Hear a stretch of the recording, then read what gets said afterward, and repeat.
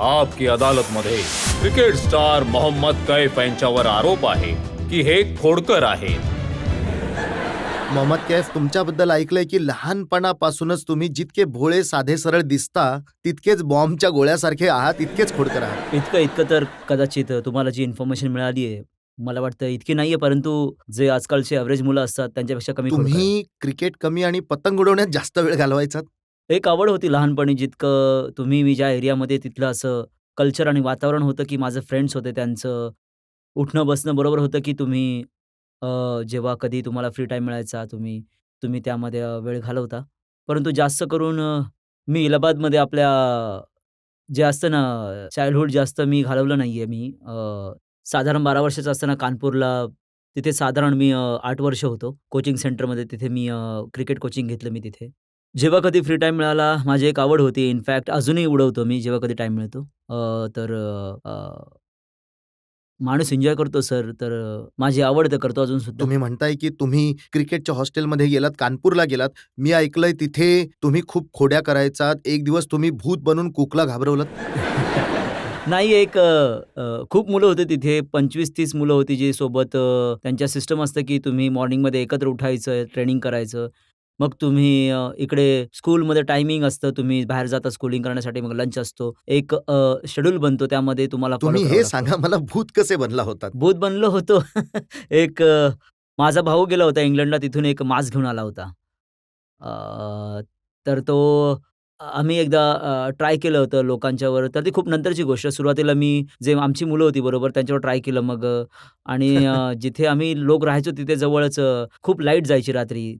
तर अंधार असायचा तिथे एक असं एक वातावरण बनायचं की तुम्हाला म्हणजे ट्राय करू शकता ह्या सगळ्या गोष्टी. तर एकदा ट्राय केलं तर खूप सीरियस झालं होतं ते. सकाळी उठून मला म्हणाले की हे काम योग्य नाहीये. काय झालं? कूक बेशुद्ध पडले होते का घाबरून? हो. ते ॲक्चुअली थोडं बेशुद्ध नाही थोडंसं ते रूम सोडून पळून गेले कुठेतरी बाहेर गेटपाशी गेले आणि गेटकीपरला म्हणाले, की कदाचित काहीतरी आहे कॅन्टीनमध्ये. कोणीतरी दिसलं मला एक म्हातारा माणूस होता कोणीतरी. अ, तर तो त्यांना घेऊन आला चौकीदाराला. मग त्याने कदाचित तिथे रिसर्च केला असेल तर त्याला काही मिळालं नाही. तर सकाळी मात्र लोकांनी सांगितलं, की हे सगळं असं झालं. तर हे असं छोटं इन्सिडेंट होत असतं पण तिथे. अजून सुद्धा तुम्ही अशा काही खोड्या करता का ड्रेसिंग रूममध्ये?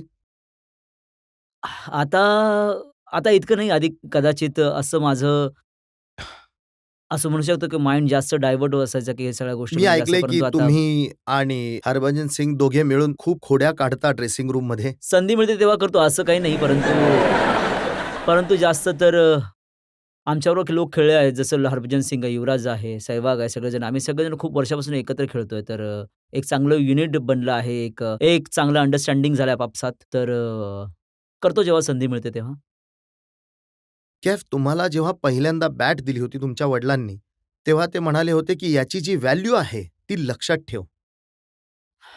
माझ्या मते मी खूप लकी होतो ज्या प्रकारे मला पेरेंट्स माझ्याकडे जसं लक्ष दिलं आणि ते फ्रीडम दिलं मला खेळण्यासाठी.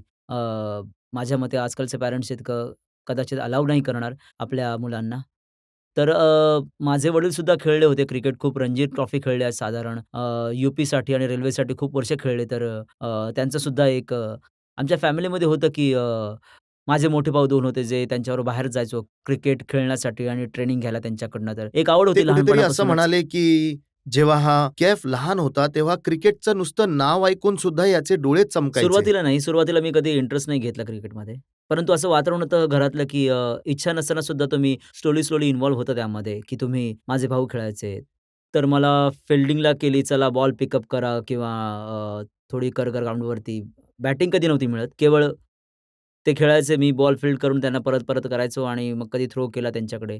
तर बेसिकली असं होतं तिथून मग इंटरेस्ट वाढला जेव्हा अकॅडमीला गेलो तिथे कोचिंग घेतली. मग तिथून हॉस्टेलमधून सिलेक्शन झालं. तर तिथून एक असा एक रूट मिळाला की मला की तिथून मी एक स्वतःला आणि हे खरं आहे एक का की पहिल्यांदा तुम्हाला इंटरनॅशनल क्रिकेटमध्ये संधी मिळावी यासाठी मोहम्मद अझरुद्दीनने तुमची खूप मदत केली होती. तिथे त्यांनी तुमचं नाव पुढे केलं होतं? आजोबांनी सुद्धा खूप मदत केली होती मग सुरुवातीला.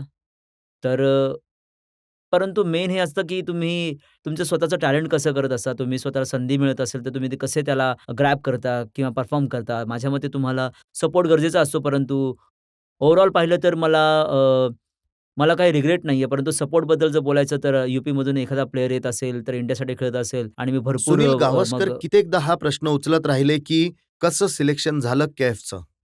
नाही हे आपलं सुद्धा ऑब्व्हियसली ग्रेट प्लेयर आहेत ते.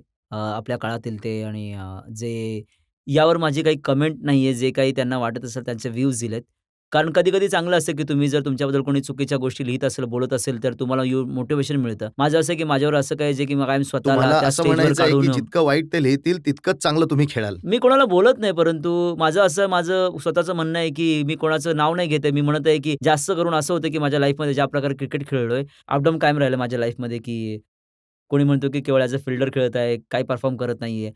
कधी म्हणतात चांगलं खेळत आहे, तर तुम्हाला योग्य संधी मिळत नाहीये. परंतु जे माझ्या लाईफमध्ये जे तुम्ही प्रोफेशनल स्पोर्ट्समन आहात, तर ॲथलीट आहात, तर तुम्हाला सगळ्या तुम्ही गोष्टी म्हणताय की कराव्या लागतात. अपडाऊन येत राहिले, पण जर सिलेक्शन प्रोसेस पाहिली तर कायमच असं राहिलंय जसं एक कारमध्ये स्टेपनी असते. कधी सौरभ गांगुली हटले तर त्यांच्या जागी तुम्ही खेळलात. सचिन तेंडुलकरला दुखापत झाली तर त्यांच्या जागी तुम्ही खेळलात. युवराजला दुखापत झाली, तुम्ही एक स्टॉप गॅप अरेंजमेंट स्टेपनी जशी असते तसा तुमचा वापर झालाय. माझ्या मते 5 वर्षापासून मी इंटरनॅशनल क्रिकेट खेळत आहे आणि आता केवळ मी 8 टेस्ट मॅच खेळलोय आणि 8 मॅचमध्ये मी सुरुवातीला 3 खेळलो होतो श्रीलंकेच्या विरुद्ध आणि एक साऊथ आफ्रिकेच्या विरोधात खेळलो होतो. मग मध्ये खूप मोठा गॅप झाला होता. मग मी कमबॅक केला. मग आता ऑस्ट्रेलियाच्या विरुद्ध मला संधी मिळाली 1-2, 2-3 सुद्धा मग तिथून मग मला रेस्ट करावी लागली. संधी नाही मिळाली वारंवार. तर म्हणजे तुम्ही ॲज अ प्लेयर तुम्हाला वाटतं की तुम्हाला वारंवार संधी मिळाली स्वतःला सिद्ध करण्याची. कारण जर तुम्हाला वाटतं की तुमच्यामध्ये टॅलेंट आहे किंवा तुम्हाला सिलेक्टर्स विचार करत असेल की प्लेयर आहे याच्यामध्ये टॅलेंट आहे, तर तुम्हाला 5-6 संधी द्याल सलग. मग त्याच्यानंतर जज कराल की त्याने परफॉर्म केलंय की नाही की माझ्या मते तर कुठल्याही प्लेयरला मलाच नाही कुठल्याही प्लेयरला माझ्या इतकं सोपं नसतं की तुम्ही प्रत्येक मॅच नंतर त्याला आत-बाहेर करत आहात, तर ती थोडीशी इन्सिक्युरिटी राहते माइंडमध्ये. परंतु तुम्ही 6व्या-7व्या नंबरवर खेळता ती तर सेफ जागा आहे ज्यामध्ये येऊन केवळ मारायचंय. कमी ओव्हर उरलेले असतात. मी वन डे बद्दल बोलतोय. हां, तर गेम असा आहे की टीम गेम आहे तर तुम्हाला प्रत्येक सिच्युएशनमध्ये ज्या प्रकारे तुमची टीम डिमांड करते त्याप्रमाणे तुम्हाला खेळावं लागतं. तर माझ्यामध्ये खूप साऱ्या अशा संधी आहेत, की जेव्हा मला 5 ओव्हर मिळाले बॅटिंग करण्यासाठी आणि जाऊन केवळ तुम्हाला पहिल्या बॉलपासून रन बनवायचे होते आणि तुम्ही कधी-कधी खराब शॉट खेळून आउट होऊन जाता. कारण तुमची टीमची सिच्युएशन अशी होती, की तुम्हाला लवकर-लवकर बनवायचे असतात रन. तर माझ्या मते की ठीक आहे, मीच नाही तर अनेक सुद्धा कंट्रीचे प्लेयर आहेत, जे ह्या पोझिशनमध्ये बॅटिंग करतात. परंतु हा टीमचा गेम आहे, तर जे टीम मॅनेजमेंट सांगते, की तुम्हाला या नंबरवर बॅटिंग करायला पाठवत आहोत, तर तुम्ही जाऊन फक्त परफॉर्म करायचं तुम्हाला. तर तुमचं हेच असतं, की तुम्ही एफर्ट्स पूर्ण लावत असता. माझं असतं, की हे होण्यासाठी एफर्ट्स लावले आहेत, की कधी सक्सेस झालं, कधी नाही झालं. हे लाईफमध्ये चालत राहतं. जी पाकिस्तानमध्ये सीरीज झाली होती काही दिवसांपूर्वी, त्यामध्ये तर तुम्ही पूर्णपणे फेल झालात. तुम्ही तर काहीच रन नाही बनवू शकलात. नाही तुम्ही बघा 11 प्लेयर्स खेळत असतात. त्याच्यामध्ये केवळ 3-4 प्लेयर्स असतात जे जे त्या दिवशी चांगले खेळतात. तर हे लाईफमध्ये चालूच असतं. कधी तुम्ही स्कोर कराल, नाही कराल. परंतु जास्त इम्पोर्टंट गोष्ट माझ्यासाठी ही होती, की तिथे सीरीज जिंकणं आणि जे सगळ्यांना जॉब मिळाला होता, की जे प्लेयर्स आहेत, ज्या प्रकारे तिथे खेळले माझ्या मते ओव्हरऑल ॲज अ तुम्ही प्लेयर बोलाल तर खूप आनंद आहे आम्ही तिकडे जिंकून आलो. परफॉर्मन्सचा अपडाऊन होतच असतो. माझ्या मते जे ओव्हरऑल एका वर्षाचा जो परफॉर्मन्स पाहिला तर मी चांगलं परफॉर्म केलं आहे. वन डेमध्ये मी पण स्टार्टिंग बघाल तर पाकिस्तानच्या टीममध्ये काय झालं, की शोएब अख्तरच्या बॉलिंगला घाबरलात का? का तिथलं वातावरण वातावरण बघून तुम्ही घाबरलात? नाही घाबरलो नाही काही कधी-कधी तुम्ही खेळता बॉल असा, की हा गेम असा आहे, की तुम्ही एक खराब शॉट मारता आणि तुम्हाला बाहेर जावं लागतं. तर हा गेम असा आहे थोडा, कधी परफेक्ट होत नाही या गेममध्ये. कायम तुम्ही नवीन गोष्टी मग शिकत तुम्हाला असता दुःख आणि नाही मग झालं का, की ज्यामध्ये सगळे यंगस्टर्स परफॉर्म करतायत? नाही दुःख म्हणजे आता आम्ही लोक जिंकत आहोत. जसं मी म्हणालो, की तुम्हाला ही सीरीज जिंकण्याचा जो आनंद असतो तो माझ्यामध्ये खूप इम्पोर्टंट आहे तो. ज्या प्रकारे आपल्या प्लेयर्स तिथे परफॉर्म केलं सगळ्यांनी. एक टीम एफर्ट्स होतं आणि जे आपलं युनिट होतं फील्डिंगमध्ये, जो आपण एफर्ट लावला, बॉलर्सला बॅक केलं त्यानंतर मग चांगली बॅटिंग केली एवढी.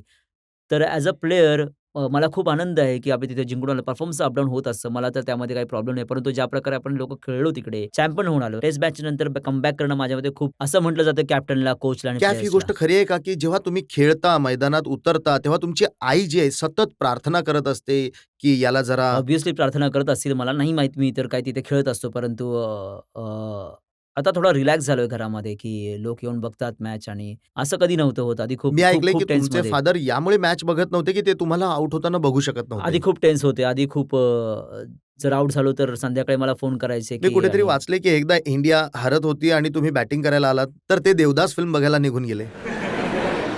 नाही, ती खूप आधीची गोष्ट आहे. ते त्यांना वाटलं, की टीम तर हारली आहे, तर आता नवीन मुलगा आहे, 20 वर्षांचा आहे आता, 19वी वन डे मॅच खेळत आहे, तर त्यासाठी खूप मोठं काम आहे ते चेस करणं. तर ते म्हणाले, की "ठीक आहे, चला गप्पा मारून येऊयात." एकदा झालं असं होतं, की आम्ही लोकंसुद्धा तेव्हा मी लॉर्ड्सची गोष्ट आहे ती माझ्या मते तर. इतकं त्यांनी एक्स्पेक्ट नाही केलं, की ते आपल्या मुलाकडनं की तो स्कोर करेल तर.